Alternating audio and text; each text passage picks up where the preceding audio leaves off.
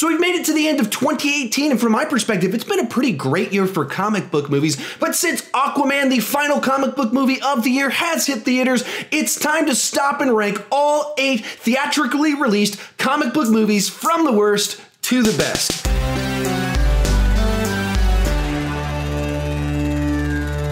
Real quick before we get started, I just wanted to say a huge thank you to everyone that has watched, liked, shared, commented, hit that subscribe button. You have made 2018 just a phenomenal year for me and for my family, because I love to talk movies and I love to talk movies with you. And with that in mind, go ahead and join me down in the comment section. Give me your ranking of the 2018 comic book movies. I didn't include Incredibles 2 in my list because it's not based on a comic book, but you can throw it into your list if you would like to. Let's have a nice, lively, yet respectful conversation. And one final thing before we get started, all this week I'm going to be posting my end of year videos. Best, worst, biggest surprises, biggest disappointments, and most anticipated for next year. So if you want to see all those videos, come back all throughout this week. It'll also be end up in this playlist up above as I post all of those videos. With that said, let's get started. Coming in last place is Venom. Now, I actually had a good bit of fun with this film. I actually went out to go buy it the day it came out, but the movie's story and tone are as messy as Eddie's psychological state. The setup with Eddie's character as a reporter is clunky at best.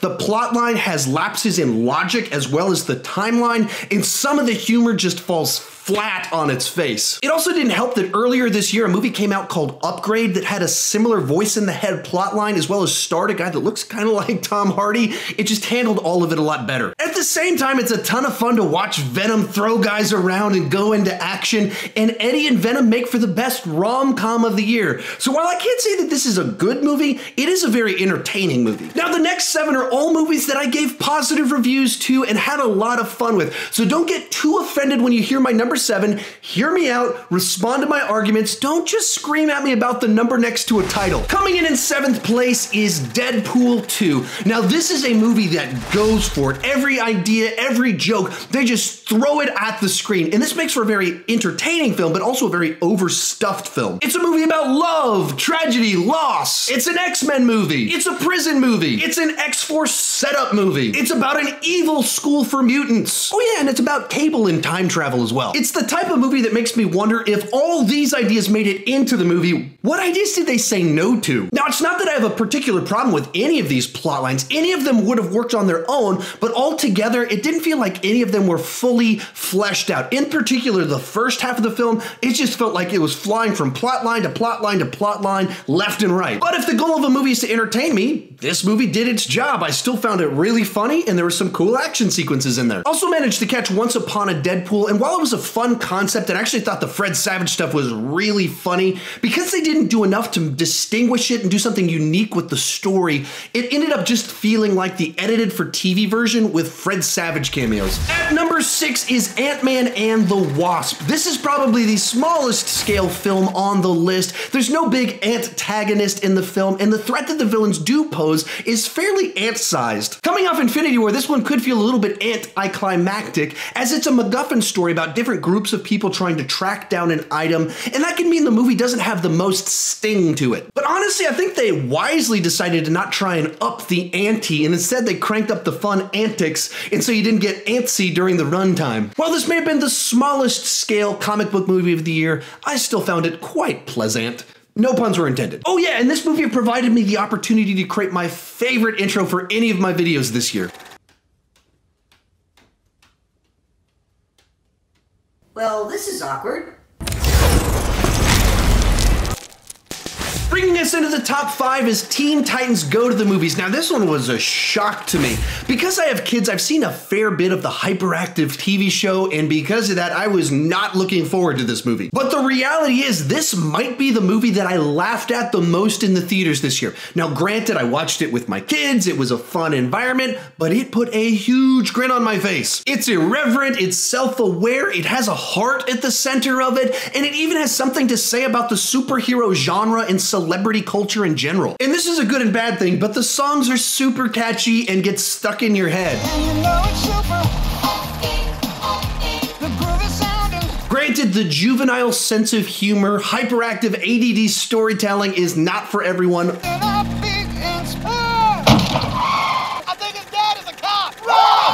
My wife was not impressed, but for me, it delivered on what it was trying to do. Coming in at number 4 is Aquaman. James Wan decided to embrace the campiness of the character, and then he merged it with Shakespearean drama as well as the Arthurian legend, and then tells the stories with vibrant images and a sense of fun. Momoa seems like he's having an absolute blast, essentially playing himself that can breathe underwater on this crazy adventure. Now, the movie can definitely turn corny at certain times, and some of the dialogue and humor fall flat, especially when it turns a little bit rom-com during the globetrotting section of the film. Show off. I could have just peed on it.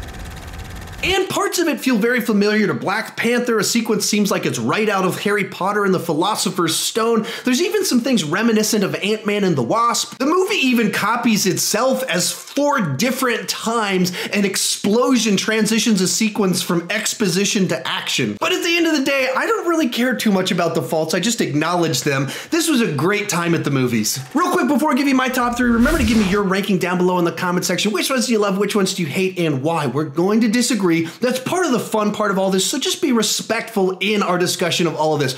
Also, remember to come back all week to check out my other end of the year videos, lists, rankings, all that fun stuff. I'm excited about closing out this year with you guys and talking about these movies. If you're watching this in the future, you can check all of that out in this playlist up above. Kicking off the top 3 is Black Panther. Ryan Coogler probably delivered the most serious and thematically rich comic book movie of the year. The movie does have its light moments, but it tells a complex story about the unintended consequences of the choices and worldview of people in power. Killmonger may be villainous in his actions and radical in his beliefs, but there's enough truth in his value set that by the end of the movie, he's actually swayed our hero as well as Wakanda to change. He may have been a villain that needed to be defeated, but in another sense, he won a moral victory. All this makes for probably the most mature and morally complex film on this list. While it succeeds on a storytelling level, a lot of the action can feel lackluster, especially after his showing in Civil War, and a bunch of the humor feels really forced. The real question is, what are those?